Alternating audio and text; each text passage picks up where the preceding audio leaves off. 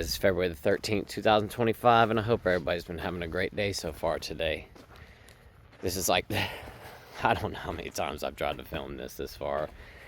I keep getting like, to a certain point, maybe like 5 minutes in, I start getting hung up, and I can't really articulate what I'm trying to say. Hopefully this time it'll stick.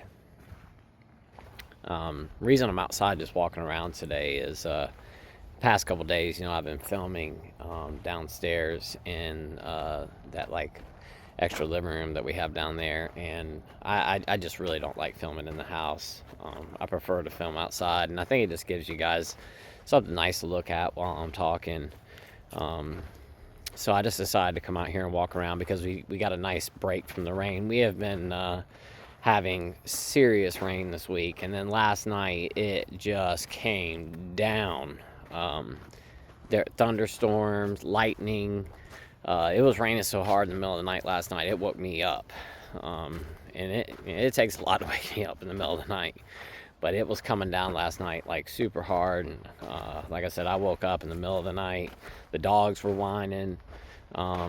It was a really bad storm that came through last night. It washed everything out. It washed our driveway completely out again. When my wife left this morning, she said that one side of one of our hills is complete. There's a huge ditch going down the side. She almost got stuck in it. So I've got to work on that here in just a little bit. But I wanted to just do a quick video today, and I figured I'd walk around while I did it.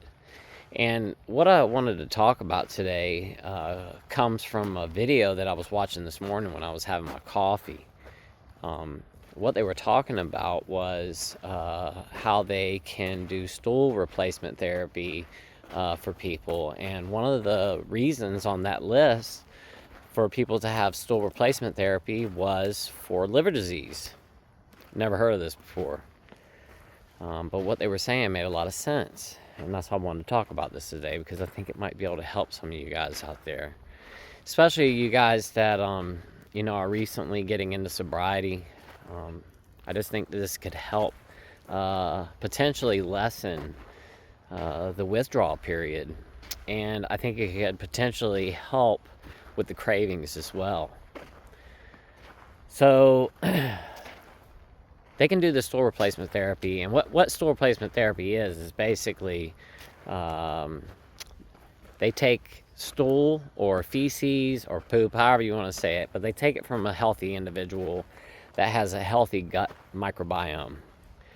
They take that and then they basically like blend it up with some sterilized water or something, and then they take that and they give the person who's having the problems an enema with this other person's stool, which I said is called stool replacement therapy or whatever. But they do this for people that have like ulcerative colitis. There's a whole host of other, I think there's like 6 or 7 different reasons. There might even be more. But they went over these reasons in this video today. They didn't particularly just talk about liver disease. And I could take that video and put it in a link in the comment section for today's video, so you guys can go back and watch what I'm talking about and see for yourself. And this video, I think the channel's called like Why or something like that. I think the guy's a really popular YouTuber. He's got a pretty big channel. I actually don't think he does it by himself. I think there's like a whole crew of people that do that channel. It's one of the bigger ones, and it was just posted just a few days ago. So this is a new material that this guy put up. I'll put that in the comment section with a link in a pinned comment, so you guys can just follow over to that video and watch it for yourself. The reason I thought that this was really important to talk about today, like I said, is because I think that this could potentially help people that are new to sobriety and could really help with withdrawals and cravings, especially cravings. And check this out. I think those are turkey tail mushrooms right there. They might be fake turkey tail. Yeah, I think those are fake turkey tail, but cool mushrooms nevertheless. But anyway, like I said, they take healthy stool from somebody that has a healthy gut microbiome, and then they give the unhealthy person or the person with the problems, say ulcerative colitis or liver disease, an enema of this healthy person's stool. And I don't know how long the duration is, how long they do this for. But what it does is it goes in and it helps repair the gut microbiome of the individual whose microbiome is thrown off. And this is all science. I mean, these guys are really doing this stuff right now. So back to what I was saying. So like I said, they can give this to people who have liver disease. And the reason that they give it to people who have liver disease is because when we are in active addiction and we're drinking really heavy, our gut microbiome gets thrown way off. It basically gets destroyed.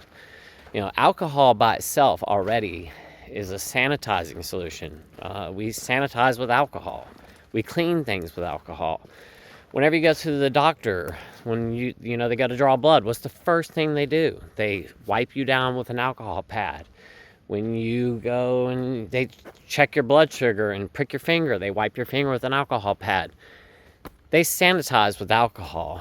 And when you're drinking that, it's killing off the good bacteria in your gut. Also, what ends up happening is the bad bacteria that we don't want to have in our gut overpopulate, and they feed off those carbohydrates. They love the carbohydrates. They love the sugars and the alcohol. They love sugar in general.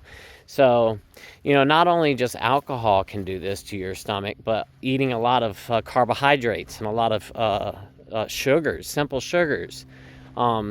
White sugar, brown sugar, cookies, baked goods, Little Debbie cakes, candy, pretzels, potato chips, you name it. Processed foods, high in carbohydrates, drinking lots of soda, all that kind of stuff can mess up your gut microbiome. So alcohol can do it, poor diet can do it, a combination of both can do it. So what ends up happening is when they do this stool replacement therapy, like I said, the stool replacement therapy goes up in there and basically replaces all of that good bacteria back into our gut, reintroduces it again. And it can help heal the liver because there's a whole lot of process behind it, and I would highly suggest that you watch the video that I'm going to link so it can give you a little bit better of a description, because I'm not a scientist or a doctor or anything like that. I'm trying to do my best here.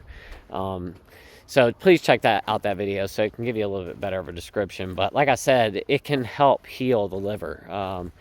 As far as cirrhosis, I don't think so, but like fatty liver and stuff like that, or fibrosis, if you're starting to have fibrosis, I think this could help repair the liver.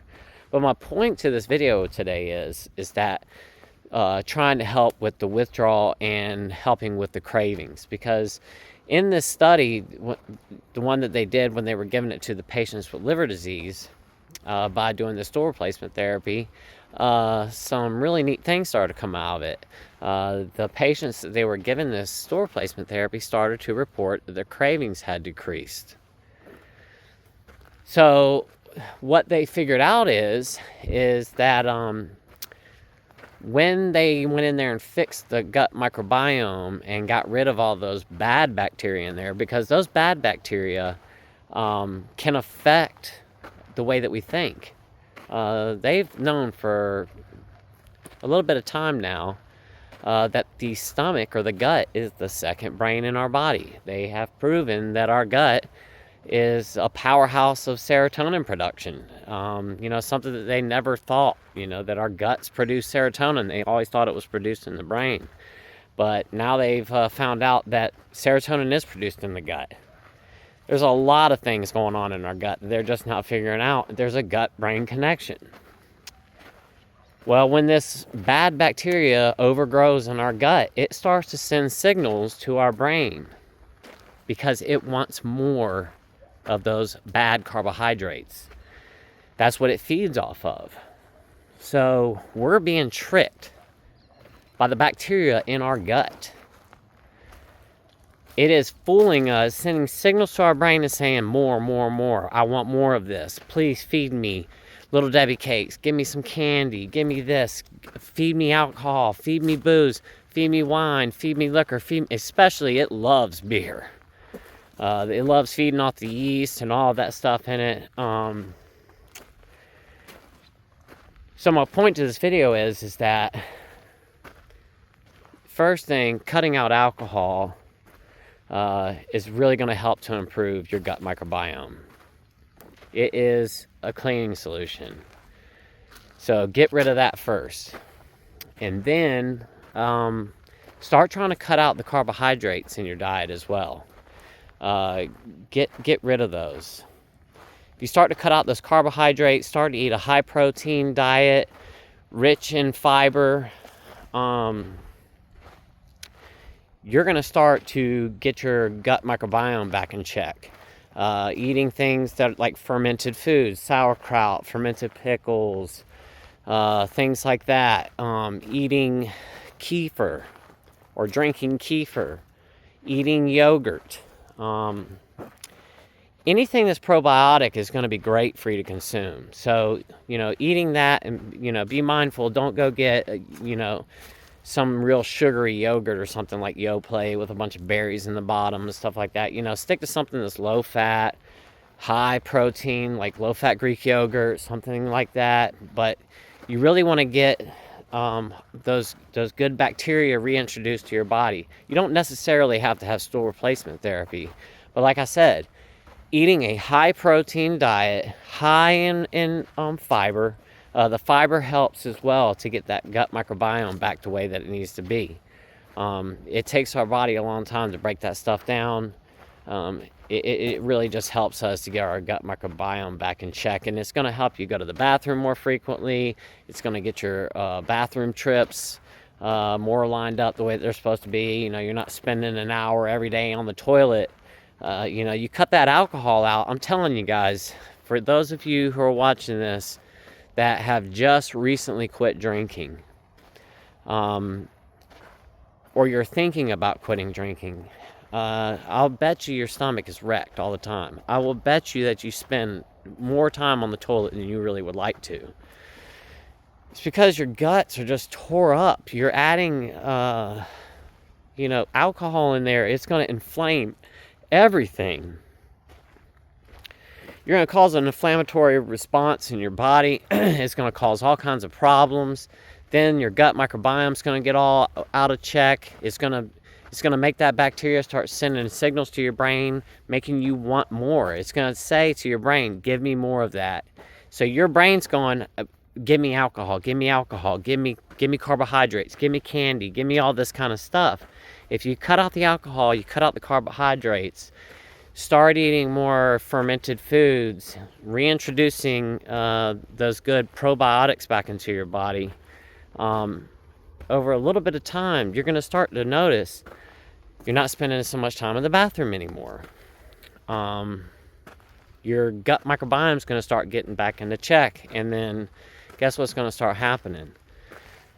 You're not going to have those bad bacteria in there sending signals to your brain saying, give me more, give me more. It's going to cut back on those cravings, which could be a huge, huge help. That's one of the hardest things to deal with. You get through that withdrawal phase, however many days that it was for you. You hold on, you power through it. It's not easy, but you do it. You sweat it all out, you break through on the other side, and the withdrawals are over. But then you're dealing with those cravings every single day. The constant thought that you want to go get a drink. Those are not easy. And that can be what could take you back, to that thought, that little person on your shoulder going, you can have a 6-pack tonight. That's all you're going to have. You've got this lick this time. You've got a week of sobriety. Don't worry about it. Just go get yourself that 12-pack of seltzer waters, the White Claws or whatever. You can just drink 6 of them and everything will be okay. And you'll have the other 6 for tomorrow. And we'll just drink 2 days this week and that's it. And before you know it, you're back hiding booze in your socks.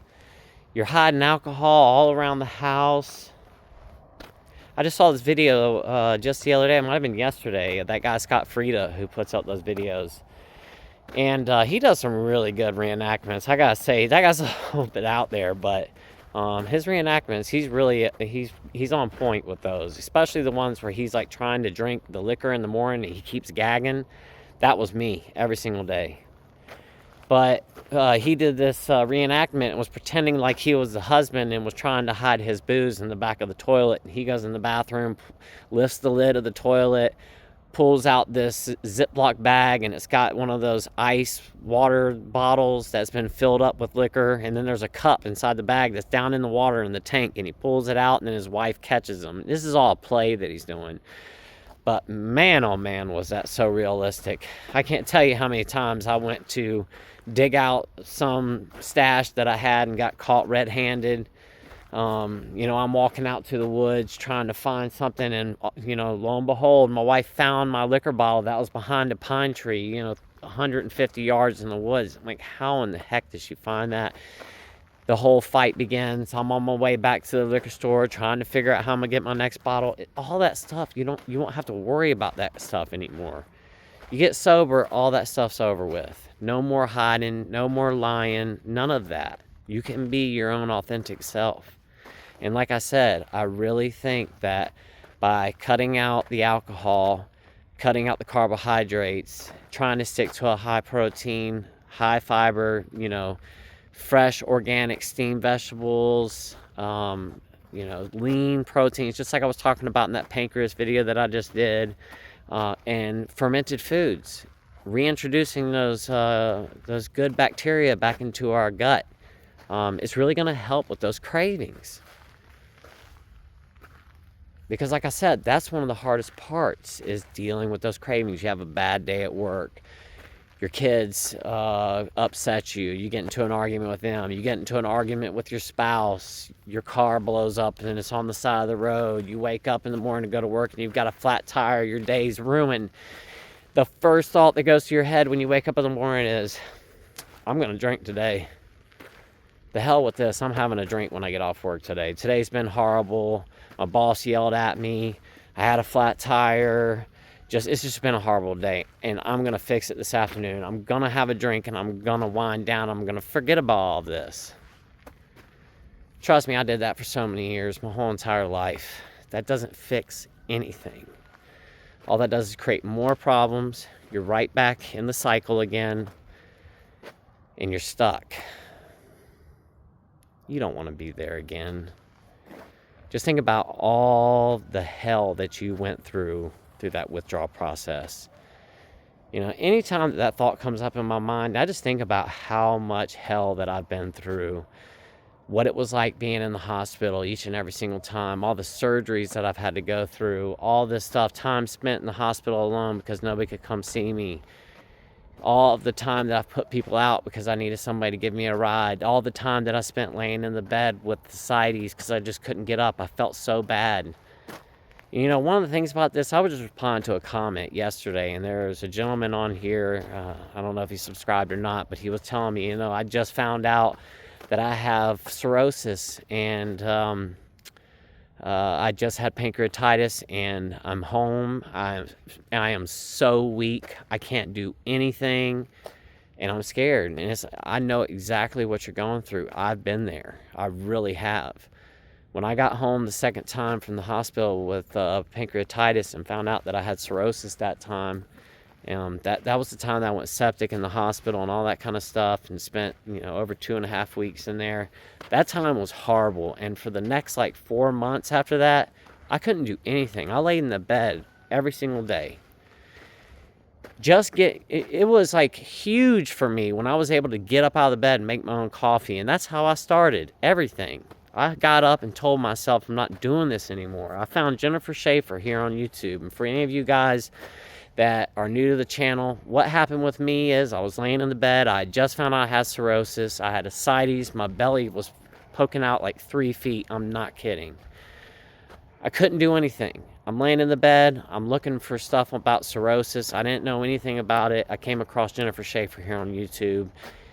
She was placed on hospice when she found out that she had cirrhosis, and then told the doctors, I don't want to do this anymore. And she stopped her hospice. She got up. She started moving around. And I don't know if she's still around or not these days. I haven't seen a new video from her in a very long time. But she got up and changed her life and lived way longer than they told her that she was going to. And I said, if she can do it, so can I. And then I decided, after I got up, started moving around, because I couldn't walk without a walker. I told myself after that, I said, I'm going to get on here and I'm going to start doing these videos and trying to help people and give somebody, you know, anybody out there that's dealing with the same thing as me, some kind of beacon of light, and show them that you can turn it around. Yeah, you're still going to have cirrhosis, but we can go on living, and we can live our lives. We can continue to spend time with our loved ones and do the things that we like to do. You might not be able to go snowboarding or something like that, but you can go to the mountains and look at them. I mean, there's things that you can do. You can go for a nice walk. There's a ton of stuff, bike rides. I mean, whatever you think that you can do. You know, speak with your doctor first, but you know, you can still continue to live, still get outside and see the beautiful sun every single day, whenever it's out, you know, out. But my point is that there are some things that we can do. And like I said, by reducing your carbohydrate intake, cutting the alcohol out, and reintroducing fresh organic vegetables, lean proteins, and fermented foods, you can start to get your gut microbiome back in check. With that, you can start to reduce those cravings, because those bacteria aren't sending signals to your brain saying, feed me, feed me, feed me. It's not all just you. It's not just you and your mind, you know, and knowing that there's other things at play that are falling into this, and it's not just you that's weak because you keep thinking about it. There's other stuff going on. There's things going on inside your gut that are telling you, give me another drink. I think knowing that is power for us to push through it and tell ourselves, this isn't just me. There's other things at play. My gut might be, you know, sending signals saying, feed me more alcohol. So I just wanted to share that tidbit of information today. I thought it was pretty important. And like I said, I'm going to add that video and a pinned comment in this video for you guys to go check that out. It's a really short video. I think it's like 10 minutes long or something like that. So please go check that video out as well, so you can get a little bit more in-depth description on how this all works. But like I said, I just want to come on here today and just talk about this because I think it's important. So anyway, guys, thank you so much for watching today. I really do appreciate it. I love you guys so much. I really do. I really appreciate you guys all watching the videos every single day, because it does give you an opportunity to try to help people. And not just that, it lets me get stuff off of my chest. Just turning this camera on every single day and talking in it is just therapy. And for any of you guys out there, you know, you're struggling with some stuff, get your phone out. We all have one. Turn on the video and record yourself talking, and then go back and watch it. I'm telling you, it is some of the best therapy that you can do for yourself. It just gives you an opportunity to get all this stuff off your chest. Things that maybe you don't feel comfortable talking with somebody about. Record yourself and leave it there. 6 months from now, go back and watch that video, and when you see the progression, how much you've changed, how far you've come, it's amazing. And to be able to look back on that and go, that's who I was then, this is who I am now. And I'm so proud of myself, and I'm so proud of each and every single one of you on this channel. You guys are all doing great.